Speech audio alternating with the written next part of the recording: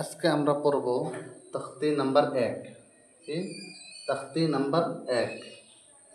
তখতি number 1 এর মধ্যে আছে যে মুফরাদাত। মুফরাদাত আলিফ বা, ঠিক আছে,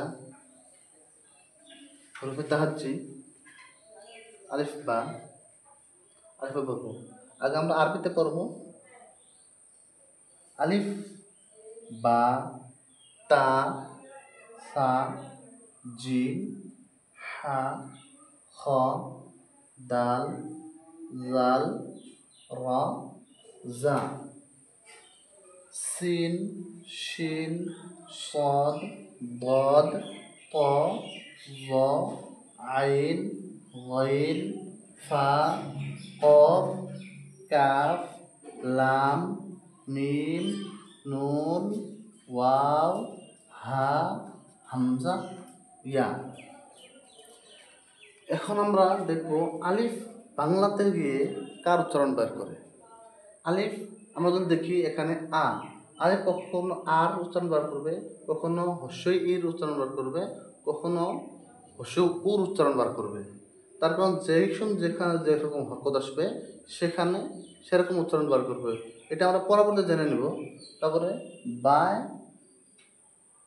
বর উচ্চারণ বার করবে, তায় তর উচ্চারণ বার করবে, সা দ্বিতীয় স্বর উচ্চারণ বার করবে, জিম বর্গাত জর উচ্চারণ বার করবে, হা হ নাইবা দন্তা হর উচ্চারণ বার করবে, খা খাতে খর উচ্চারণ বার করবে, দাল দালে দ দালতে দ হবে, জাল জালে বর্গাত জর উচ্চারণ বার করবে, রা রাতে পেট কাটার র, জা জাতে বর্গাত জ, সিন সিনতে দ্বিতীয় স, শিনতে তালিবের স, সতে দ্বিতীয় স, দতে দ, ততে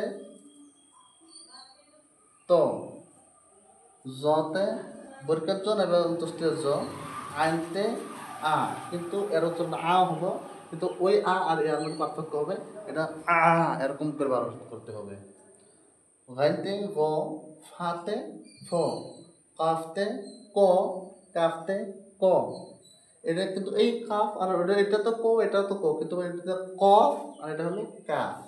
এটা লাম, লামতে ল, মিমতে ম, নুনতে ন, ওয়াওতে ওয়াব্ব, হাতে হ, হামজাতে আ, ইয়াতে অন্তস্থীয়।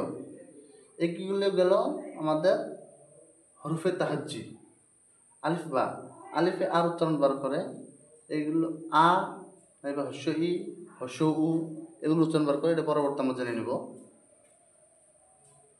তারপর এখানে আসতেছে তাকতির নাম্বার 1 এর মধ্যে আবার আসতেছে যে এখানে দেওয়া হয়েছে যে ইমতিহান। এখন আমি এই আখরগুলো চিনলাম কিনা, এই আখরগুলো চিনলাম কিনা তার জন্য এখানে ইমতিহান নেওয়া হইতেছে উল্টা উল্টা করে দিয়ে।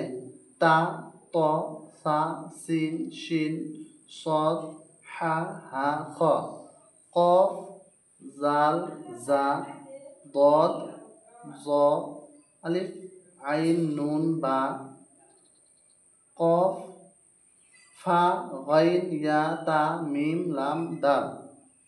এই আখরগুলো দেওয়া হয়েছে।